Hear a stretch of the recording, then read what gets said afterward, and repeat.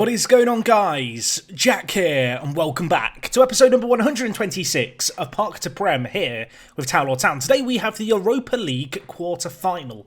I do feel like it's just worth acknowledging, no, there wasn't a video yesterday. I did put out a YouTube community post, I mentioned it on my Discord server. I tweeted it out. I mean, if you don't follow me on any of those places, then you might not have realised, but I just decided to take a day off. I feel like just doing videos every day like I do, sometimes it does catch up with me a little. Yesterday was one of those days. I sat the evening before trying to record and I just couldn't really talk. Sentences weren't formulating, and I think sleep deprivation was a little real. But I am rested, I am refreshed, and I'm very excited to get back into this. Of course, last time you were here, we beat Red Star in the Europa League second knockout round. We're now in the quarterfinals, which is huge, and we are going to today be taking on, if we just take a peek here, Villar-Real. Now, I unintentionally left things on a cliffhanger last episode because I didn't really realise, but the way the Europa League draw is done, you draw the quarterfinal, but then the semi-final and the final indirectly are also drawn. So if we win today and, well, across the two legs against Villar-Real, we will play either, drumroll please, Benfica or Valencia. And then we will meet someone from the other side in the final. And I say that like we are going to make it to the final because, well, we are, right? We've got a positive mental attitude. We can and we will. I mean, maybe I'm just kidding myself here. I do feel like we have a pretty good shot. They're at least making it to the semi-final. I'm a little bit scared of Benfica, I'm not going to lie to you. But anyway, since we were last here, we have played 3 matches in the league. And they've gone, I want to say well, but that would kind of be a barefaced lie. It's gone okay. The first game we had, you can see here, it was against Watford, and we won 2-0. A tidy little performance this one. Shvetsov with the first, and in the dying embers of the game, Volta playing centre attack in mid. He got a goal for us, and 2-0 it finished. A good little performance, great to keep a clean sheet, great to keep a win, and well, you'd bet your house on us going into a game against the team who are bottom of the league to win again, and well, we didn't. Spoilers. We took on Burnley. They are bottom of the league. They're not very good. They bossed us. It was just one of those games where we didn't really show up. I will say now, they scored some absolute screamers in this game. I think Darren Kendall's second goal for them to make it 2-1 was just the pick of the bunch. It was absolutely nuts. It was 1-1 at the break. They got away from us a little bit. And Andy Eric, he lost his temper, he threw a tantrum, and he decided a red card was what was needed to try and make a comeback happen. And well, with the sending off being down a man chasing the game, we conceded a further 2, and we lost. So, I would be more worried about that if it wasn't for the next result, because we did make amends, taking on the only other English team left in the Europa League, Arsenal. We beat them 2-1. It was not the most convincing of performances. In fact, Miguel Santos for them got them ahead in the 64th minute.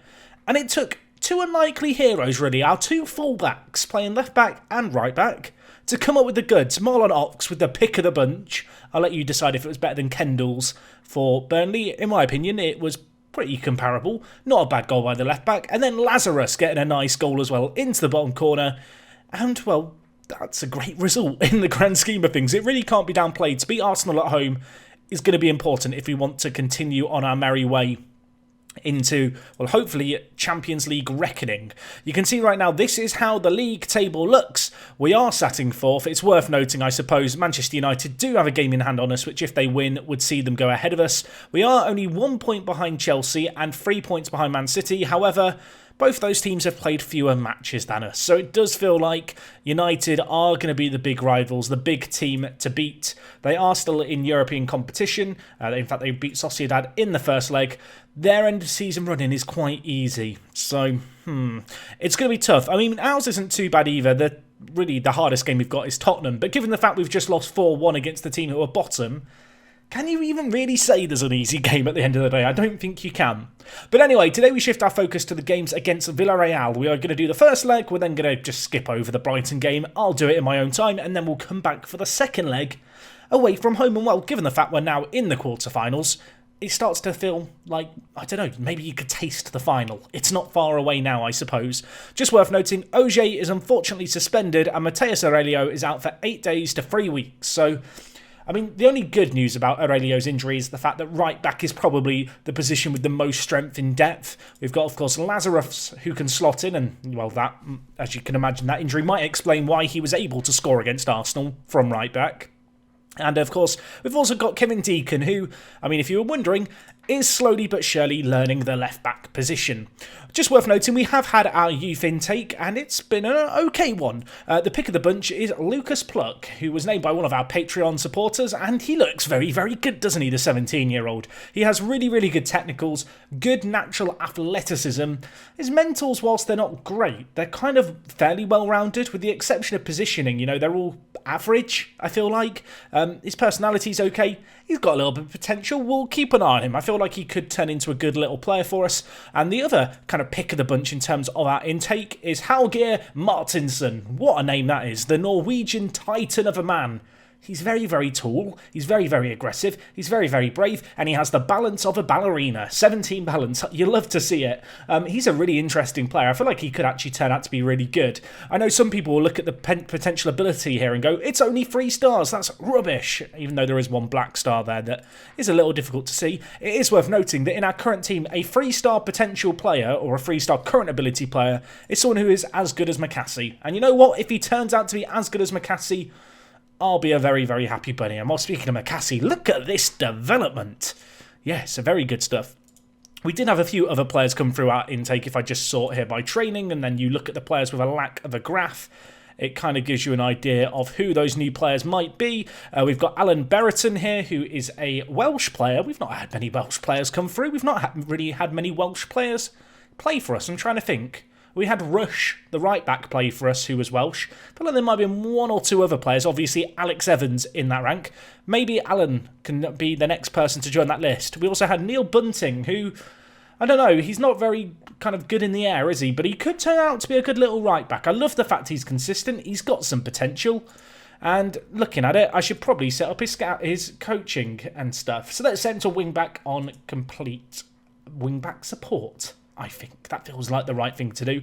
There's a few other players here. In truth, it wasn't the craziest intake by any means. I'll probably sort out some of these trainings, but, well, you can see my general approach is I'll sort out the training for the players who might make it into the first team. I will say Graham Blanford, who was the pick of the bunch in last year's intake. Look how good he is. Oh my word, am I allowed to get excited? I think I am. He's got 14 goals in League 2 for Crewe, who have been promoted as our affiliate. He's improved a lot in that time. I think he could do pretty well if he was to go there again for the League 1 season, although maybe that's planning a little bit far ahead given the fact we are only in April here. Anyway, just trying to think of any other club stuff that's worth mentioning. I suppose just worth acknowledging we still have £100 million in the bank. We have loads of transfer budget we haven't really spent. And all in all, things are just kind of going along quite swimmingly. We look like we are destined for a top 5 finish with only 6 league games left. But of course, I feel like at this point, the Europa League just takes centre stage and centre focus. Given where we lie in the race for the top 4, it may well be that we need to win this whole competition in order to have a spot in the Champions League next year. And well, let's hope we can get off to a flyer here. In many ways, I prefer the first leg being away from home. I like that ability to, get an away goal or 2 and really know what you need to do. I feel like, especially with the way that my teams like to play in Football Manager, kind of like to attack quite a lot. And so there's always a reasonable risk of conceding an away goal or 2. We'll see how we get on, though. Just a quick look at Villar-Real. They're 9th in La Liga, so this is what many would argue the easiest of the teams we could have been drawn at this stage. But that said, there is a reason that they are this far in this competition, and we do need to be at our best here. Anyway, they are playing through Capello straight away. I mean, maybe this is the warning. I mean, there you go. Omer Beyaz, who I think we looked at before. I think he starts at Fenerbahce. Was it Fenerbahce? It was Fenerbahce. He's quite good. Plays their centre attacking mid position, and he's put them ahead. So there is that away goal that I mentioned that I might be a little bit scared of. I know some people would probably say, Jack, why are you not playing the more conservative system here? Why are you playing the positive system? It's because we're at home. I feel like when we're at home, we don't want to, bring pressure upon ourselves. And ultimately, without being too rude to La Liga, I feel like, given the fact we are competing for top 4, and we're taking on the team 9th in their league, this is a game where we should be playing more attacking. Turnbull scored. It's offside. Don't celebrate. Don't celebrate, everyone. Just calm your horses. Calm your horses? Is that a thing? I don't know. Anyway, I mean, was it close? No, it wasn't. No, it was not. Dylan. Someone explain to Dylan the offside rule, please. Yeah, we'll go for it in training. Anyway, the good news is we're having lots of the ball, And there's a fair few highlights coming, although I will say Villar-Real have had their fair share of shots so far in this game, and we may be called into some defensive action here. Canel spreading it wide to Martinez. Looks like they are doubling up in the wide areas. On our wing-backs, as Capello has an effort, Morrigan holds on to it. What a man in goal. Well, didn't have his best game against Burnley, but he bounced back well against Arsenal, and he's done a bit of the business there for us. What can we create, though? We're with Jarno Leskinen. Now with Soretta, who is still not capped for Brazil. He's in the Brazil under-23s team now, so he's slowly making his way up. Now Lazarus whips it in. Dylan, you've got to hit the target there, son. He applauds the air like he's got a reason to applaud it. Mate, that was an awful effort. Already taken him off once in a fit of rage recently. Can he make amends? This is a great chance. Dylan, please, you muppet. Oh, I didn't know what word I wanted to use there. I was going through my vocabulary of words beginning in M that are offensive but not too offensive. Anyway, Shvetsov, I mean, is that a good tackle? It's a bit of a cynical one, isn't it? It's a bit of a naughty one. He's not got booked for it, so I suppose he's used his charm to get away with it. I really need Dylan Turnbull to take the next chance that comes his way. Could it be this one? Leskinen, maraudering on forward, plays it to Dylan, hits it. I mean, then we'll let him off for that one. That was good defending by their defenders, putting a tackle and prevent him really getting the shot away. The one silver lining I'm really feeling right now is the fact we are actually creating quite a lot against Villar-Real, and we maybe have been the better team since the early stages where we did concede, although that could change very quickly, and indeed it has changed very quickly. Manuel Florentino makes it 2-0. This wasn't in the script. This was not in the script. Martinez down the line. I mean, Lazarus at right back has not hailed himself in glory in this match, has he? To be fair, what is Morrigan doing? There's so many questions to ask. What's Douglas doing? I don't think he knows either. 10 minutes left of the half. It's time for some shouty. Could we make something happen immediately? Leskinen whips in. Soretta heads it against the woodwork. It would have been offside. Add Soretta to the training lesson with Turnbull about offsides, please, coach. So defending needed, perhaps here. If they make it free, it's going to get problematic. Oh dear. Oh dear. The worst thing is I don't even feel like we've played that badly. We've got so many men in the box there. I mean, it's a fantastic header, don't get me wrong, but... We need a goal before half time. Leskinen, what can you do? Whips in. Turnbull heads it over. We are having chances. Unfortunately, they're taking their chances. Dylan Turnbull is not taking our chances that come his way. At the break, we're down, we're struggling. Turnbull, I'm just going to take off. We're going to bring in Charlie Brown. I'm just wondering if there's anyone else I want to throw under the bus. You know what? I'm going to move Andrew Eric to right mid. Because he can play box-to-box midfield. Like, he is a very versatile player. It's not something completely new to him. And then we're taking off McCassie, who's been awful, and we're bringing in Volta. That's what we're going to do. Secret weapon, Volta. I really like this guy. Like, he's got loads of pace, loads of flair. Just a really technical player as well. I feel like he's kind of the dream super sub. I feel like we're going to play through him and he's going to turn things around. A minute and a half in, Charlie Brown leaps for it, doesn't get there. Shvetsov gets there though. We'll claim that Charlie Brown at the near post made a difference. I do not feel like we really got outplayed tactically in that first half. I think it was just more a case of certain individuals not really turning up for us. We've been gifted a goal there really by some shocking defending, but let's see if we can take some momentum now. We created chances in the first half. Now we need to go in and convert those chances. And while one goal helps a little bit, but with 3 away goals conceded, can't help but feel like we might need a goal or 2 more in this game. 25 minutes left. We've already used 2 subs, so I can't change anything too drastically. Part of me wants to take off Lazarus for Deacon, you know, just because Lazarus has had such an awful game. You know what? That is the change I'm going to do. I'm sorry to Douglas, who's feeling a little bit tired and a little bit kind of lacking that sharpness. But yeah, you're going to have to stay on the pitch for the rest of it. We're going to get a bit shouty. 3-1, I mean, would that be a bad result? Yes, it would be a bad result. Given where we were at half-time, would it be a bad result? Maybe a little. Let's go and attack it. Let's try and get another goal in this game. But it feels like this match has just fizzled out in the second half. Villar-Real have got their goals. And they've decided, nah, we're going to end things there. We're going to keep things boring. It's going to be 3-1 on the night. Now, a 2-goal deficit is never really ideal. I will say, I do not feel like that is impossible to turn around, but there is undoubtedly a much better performance needed in the next game. We were wasteful. I feel like that is a pretty fair assessment of it. We had some golden opportunities in that game. We didn't take them. And we've kind of paid the price for that. I mean, look at it. More clear-cut chances. They had more half chances. I definitely don't think this was a 3-1 result. I mean, you guys can let me know what you felt. Leskingham putting in the best performance on our side of the pitch. I mean, when does he not, really? He really is just an incredible player for us. And, well, we need the rest of the team to match his level of performance next time out. Anyway, luckily for me, I have got a nice little mid-episode distraction where we have to go and take a trip to the seaside to take on Brighton. I don't feel like you guys care a great deal about it. Let's let's just get it done. Let's build a sandcastle. Let's have a little weekend away and come back mentally reset and on a plane to Villar-Real, shall we? Okay guys, so I have gone forward a week and I'll be honest, I'm a little bit annoyed after that last game. Not only that, we've still got the board takeover that may or may not be happening. And you know what I decided to do, and this wasn't a good idea. I decided to go and play some games of FIFA between matches, and you know what, I'm just even more tilted. It's not been a good day so far. Let's see if we can turn it around. Now, we have played Brighton, we beat them 2-1. It was not the most convincing of performances, but you know what? We'll take it. Matasevic got 2 assists, which was lovely. I'm not going to show the highlights because it was 2 set pieces. It was just one of those kind of games. But we got 3 points. It wasn't entirely convincing. Andre missed a penalty. Can we turn things around? We're going to find out very, very shortly. Away from home against Villar-Real.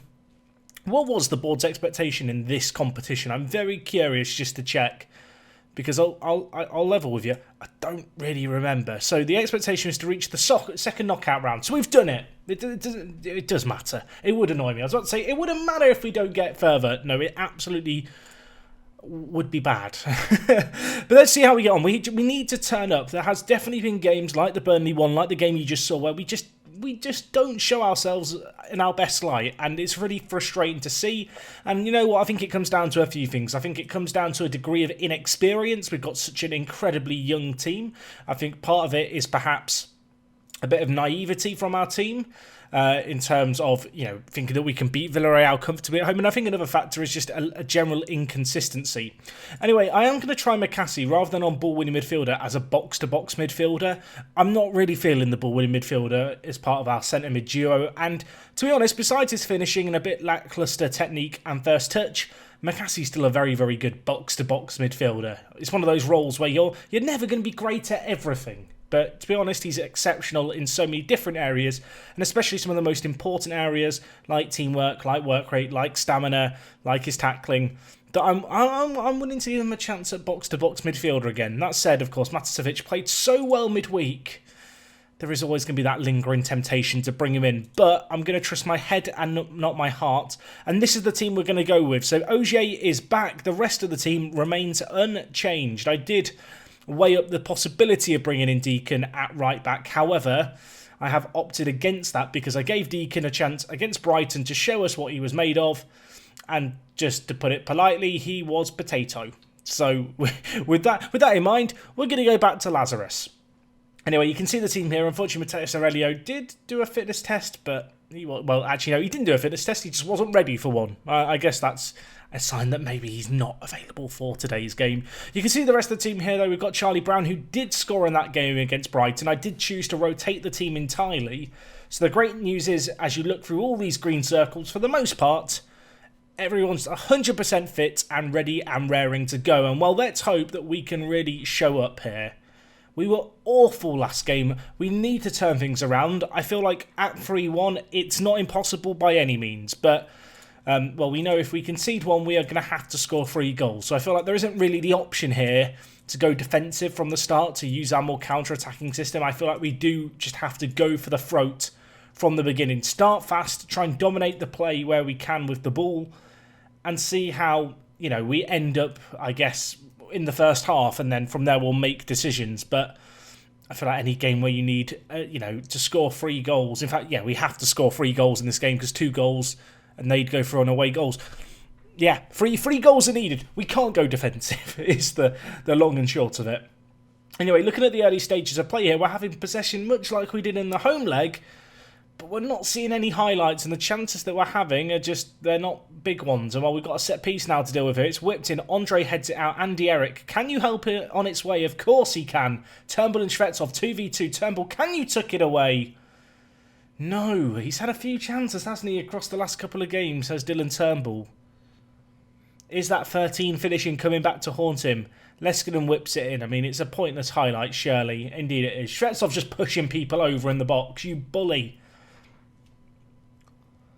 I was hoping that we were going to get an inspirational early goal that would really galvanise the team, but you can see here at half-time it's 0-0. They've only had one shot on target.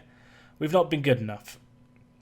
Shvetsov's not been good enough, but at the same time, he's just the kind of player who you leave on because you know he can make a difference for us. Ox at left-back's been poor. I don't have a backup left-back to bring in. McCassie's let me down again, so you know what? I'm going to bring in Matasevic there. And I'm going to make a controversial change here. Now, Shvetsov is playing worse, but I'm going to keep him on the pitch. And we're going to bring in Palazzolo up top. So a double change, getting in a few fresh legs. Let's see what Matasevic and Palazzolo can do for us, shall we? Hopefully it's going to be quite a lot. Although, highlight here with them in possession. And Ox, who's on a booking, is going to get a second yellow. And if we were struggling before, we're definitely struggling now. What do we do here?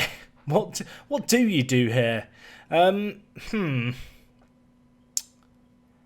not ideal. It's really not ideal, especially because we've made the subs that we've made. I'm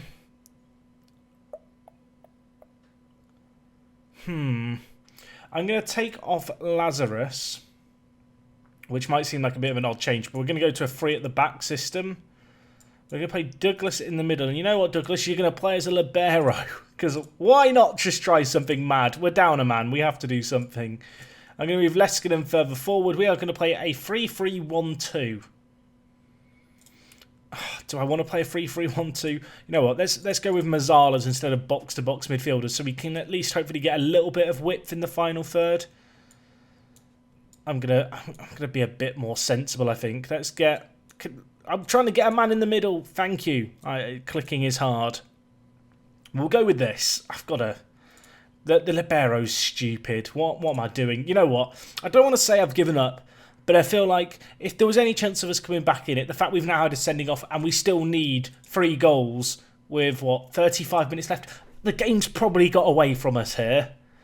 But we'll give it our best shot. Soretta to Andy Eric. Back with Soretta. What can you do? Back to Andy. Whips it in, back post, Auger, have a go, you little French stallion.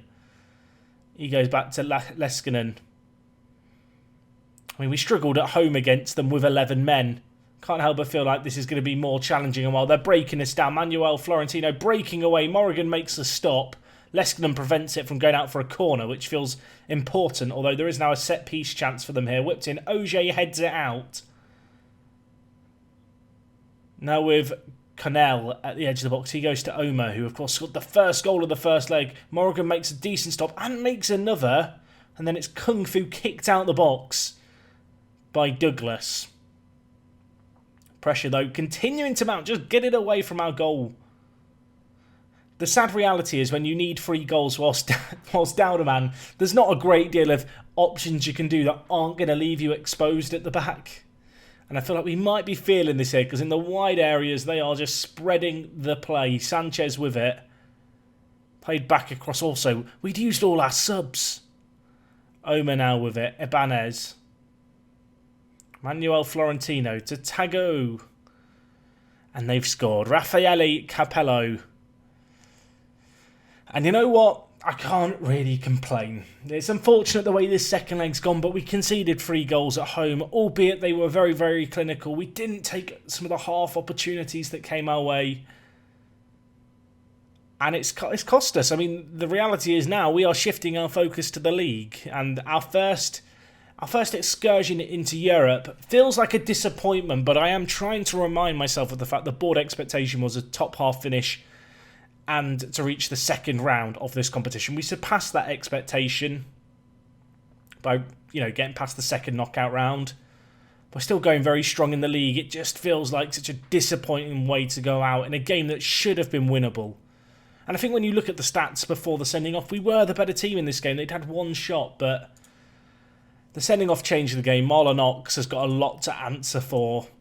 I need to get in a left back. I feel like that's perhaps top of the shopping list for next year is a new left back. Of course, we signed Marlon Ox for not a small amount of money. We spent big bucks on him to come in and play left back, and he really hasn't improved a great deal since he joined the club for 26 million. Don't get me wrong, he's been a pretty solid player, but I think when you look at his numbers this year, it's hard to look at him as anything other than perhaps a weak link in our team in an area that we might need to look to address. He's good, he's just not of the calibre of the rest of our team, which has improved massively, in recent years. And I don't know, I talked about it previously about how I felt he was the weak spot. I still kind of stand by that. I feel like at centre-back we've got Soretta, who's just going from strength to strength. I still want to give OJ more time. We signed him for a pretty hefty sum of money. He is starting to show signs of improvement. And actually, his performances have been pretty good. If you were to compare his numbers with Soretta, there's not been a massive gulf in terms of their average ratings. Whereas you kind of look at Ox, and it's unquestionably a problem area that needs to be addressed. And, well, we will be, I think, trying to address it in the not-so-distant future. In terms of when we're going to be back, there's 5 games left of the season. You can see Manchester United slipped up. Did they? I didn't realise they'd slipped up. They drew against Derby County. Wow. They're still in the Europa... they're not in the Europa League. They're still in the Champions League, which could be a distraction. They're also under a takeover. They're basically just doing the same stuff as us, it would seem. But yeah, with 5 games left, we're in a good little spot. In terms of when we're going to be back, now, there is part of me that would be tempted to do the game that we have against Tottenham very soon, but the reality is we've done so many episodes this season, I kind of just want to get towards the tail end. So what I think we'll do is we'll come back for the Norwich game at the very least. I may throw in the Crystal Palace game as well as a bit of a double header. It's unfortunate that our European campaign comes to an end, but right now we've got to focus on trying to get that top 4 finish and Champions League football. There is a risk that if Manchester United and Arsenal were to finish 5th and 6th, but were to win the Champions League and Europa League, that 4th would not be enough for a Champions League spot. Let's hope it doesn't come down to that, but that would be a very Towel or Town thing to happen, wouldn't it now? But anyway, yeah, I am wrapped up here, folks. Disappointing. It's difficult to describe this season in many ways as anything but that, but we have to focus on the positives. Yes, the cup competitions have been pretty subpar, but we are going strong in the league. Let's continue to end it on a high, and we'll be back for the last game of the season at the very least tomorrow. And we may even throw in the end of season catch-up as well, depending on how the league is looking way back then. Anyway, I hope you've enjoyed today's episode. Not the results we wanted. We'll come back stronger, I'm sure. If you've got any thoughts on it, besides the fact that Marlon Ox is a Wazzock, I would love to hear them in the comments. And I will see you guys again tomorrow. It is me, Jack, and I'll talk to you guys in a bit. I'm out.